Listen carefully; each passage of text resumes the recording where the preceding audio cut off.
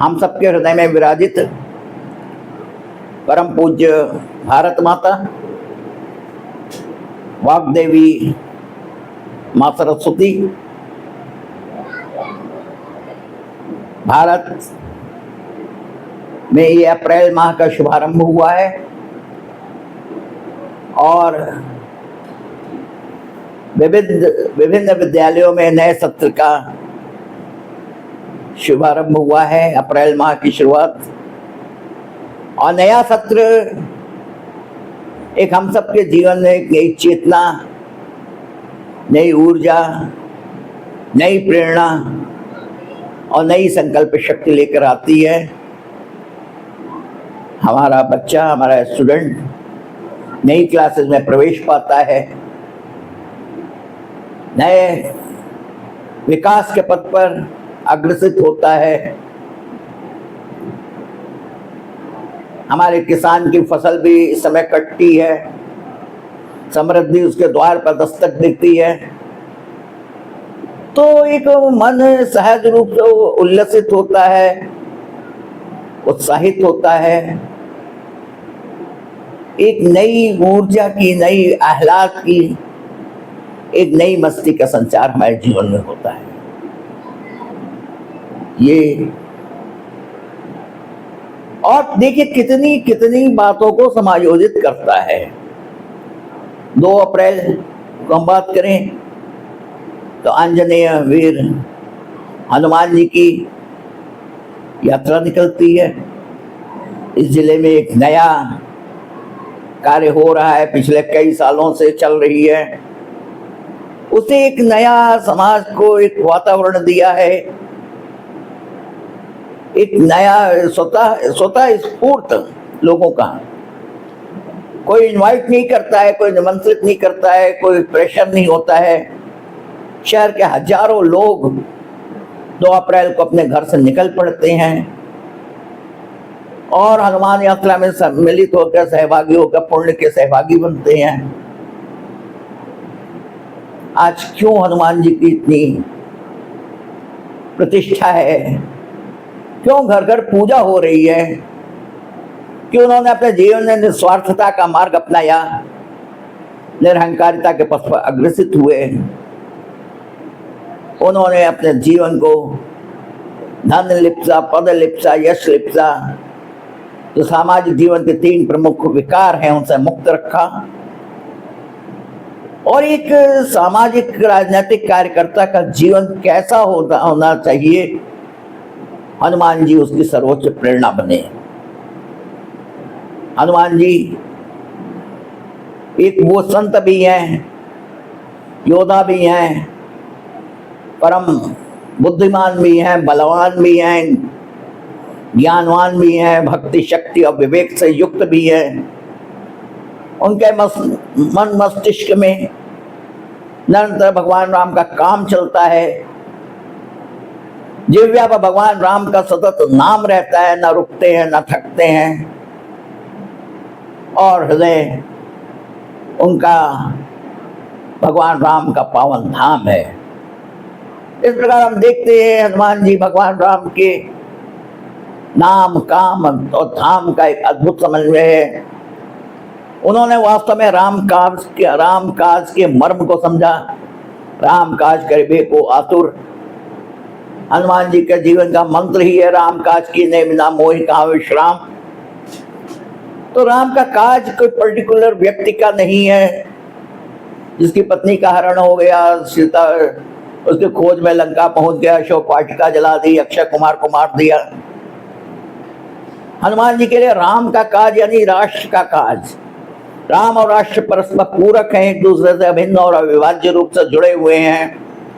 राम का काज सीधा सीधा राष्ट्र का काम है, समाज का काम है, लोक शक्ति के जागरण का काम है, लोक चेतना के निर्माण का काम है, लोक संस्कारों के निर्माण का काम है। राम का काज यानी एक प्रखर, प्रबुद्ध, तेजस्वी, जागरूक समाज, परिपक्व समाज के निर्माण का कार्य। आगे बढ़ते हैं तो 6 अप्रैल आती है, विश्व की सबसे बड़ी राजनीतिक दल भारतीय जनता पार्टी का स्थापना दिवस होता है। आज उसके भी कार्यकर्ताओं को कहीं हनुमान जी का वो आदर्श अपने जीवन में अपनाना, हनुमान जी के आइकॉन बनने चाहिए। यानी आप संगठन से क्या संधि कर रहे हैं कि समर्पण कर रहे हैं? सुग्रीव ने भगवान राम से संधि किया, विभीषण ने संधि किया, शरणागत हुआ, मगर उसके मन में संधि का भाव था। तो जिन्होंने राम से संधि किया उनको राम के काज के बदले किसी को लंका का राज्य मिल गया, किसी को किष्किंधा का राज्य मिल गया, कोई किष्किंधा का युवराज हो गया। अगर हनुमान जी ने विशुद्ध समर्पण किया तो उनके विशुद्ध समर्पण का प्रभाव हुआ, हनुमान और राम परस्पर पूरक हो गए, एक दूसरे से अभिन्न और अविभाज्य रूप से संबंधों का जुड़ा। इसी प्रकार से बढ़ते बढ़ते समय का प्रवाह बढ़ता है। 14 अप्रैल आती है, परम पूज्य डॉक्टर भीमराव अंबेडकर, भारत रत्न डॉक्टर भीमराव अंबेडकर का भी पावन जयंती है। हम भीमराव अंबेडकर के राष्ट्रवादी स्वरूप को समझें, उनके राष्ट्रीय चिंतन को आत्मसात करें। उन्होंने हिंदू समाज के अंदर रहकर हिंदू समाज की विकृतियों से संघर्ष किया। तमाम अपमान को सहन करने के बाद भी, पीड़ा का गरल पान करने के बाद भी उनके मन में कभी समाज को छोड़ने का ना विचार आया, ना समाज को तोड़ने का विचार आया। उनके मन में संपूर्ण समाज के संगठन का भाव था, संपूर्ण समाज की जागृति का संकल्प था। और यदि जीवन संध्या में उन्होंने बौद्ध मत को स्वीकारा भी तो केवल इसलिए कि उस समय काफी प्रेशर था, उन पर बौद्ध मत ही हिंदू समाज का सबसे बड़ा परिष्कार था। उनके सामने खुला ऑफर था, चाहते तो इस्लाम का भी वो कर सकते थे, ईसाइयत में जा सकते थे। उनके 18 लगभग करोड़ों अनुयायियों को लेकर, मगर वो जानते थे ये आयातित जो संप्रदाय हैं, आयातित मत हैं, ये भारत भूमि के नहीं हैं। तो उन्होंने तमाम प्रकार का दबाव को सहकर, अपमान को बर्दाश्त करके, पीड़ा का गरज पान करके भी हिंदू समाज के संगठन का, हिंदू समाज की जागृति का, हिंदू समाज की चेतना का विचार किया। और केवल इतना ही नहीं, उन्होंने इस्लाम के एक बर्बर आक्रामक स्वरूप को स्वयं महसूस किया था। उसका जो आक्रांता रूप है, उसका कहीं ना कहीं जो राष्ट्र का विरोध जैसा है, उस चीज को उन्होंने गहराई से आत्मसात किया था। इस्लाम की कट्टरवादिता, इस्लाम के का सांप्रदायिक उन्माद के स्वरूप को भी अच्छी तरह समझे थे। तभी उन्होंने, और आरक्षण को भी उन्होंने नितांत तात्कालिक माना था। जैसे एक लंबी रेस में सब लोग एक लाइन पर खड़े हुए, एक रेस कब शुरू हो सकती है? जब सब लोग एक लाइन पे आए, एक पंक्ति में आए। तो आरक्षण वही समझ लीजिए प्रयास था। तो आरक्षण को हटाने के लिए भी उन्होंने कोई विशेष प्रक्रिया की आवश्यकता नहीं। अगर आरक्षण को एक्सटेंड ना किया जाए, बढ़ाया ना जाए, तो आरक्षण अपने आप ही समाप्त हो सकता है।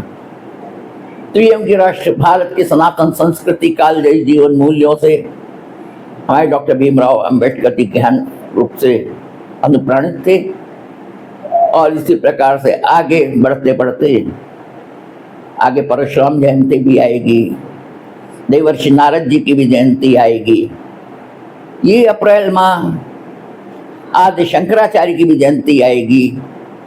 तो कहीं ना कहीं भारत की सनातन चेतना, संस्कृति का मूल स्वर, समाज की अंतिम पायदान पर खड़े व्यक्ति का विकास है। हमारे जीवन में हमारे ज्ञान का प्रकाश, विचारों की तेजस्विता, उसकी किरणें उस वर्ग तक जाएं जो शताब्दियों से उपेक्षित है, तिरस्कृत है, वंचित है, अभावों को झेल रहा है, पीड़ा को बर्दाश्त कर रहा है। उस अंतिम पायदान पर खड़े व्यक्ति के जीवन में कुछ सुंदर, सुखद स्वस्थ और सार्थक परिवर्तन हो, उसका मन और मस्तिष्क एक आत्मविश्वास की देदीप्यमान आभा से युक्त हो, उसके मन की वैचारिक प्रखरता, प्रबुद्धता, चिंतन की गहनता, आध्यात्मिक तेजस्विता, विचारों की परिपक्वता सुदृढ़ हो और घनीभूत हो। तो आज इन अप्रैल के माह में इन महापुरुषों के को शत नमन करते हुए, इनकी चिंतन को आत्मसात करते हुए, इनके विचारों की प्रेरणा, क्योंकि हम जब किसी महापुरुष का चिंतन करते हैं तो निश्चित रूप से हमारे मन को शुद्धता, विचारों को परिपक्वता मिलती है, हमारा जीवन स्वयं का जीवन धन्य और गौरवान्वित हो जाता है। तो ऐसे महापुरुषों को हम नमन करते हुए इस अप्रैल माह में के पर्वों को स्मरण करते हुए, उनकी मूल भाव से, मूल चेतना से जुड़ते हुए हम अपनी बात को समाप्त करते हैं। धन्यवाद।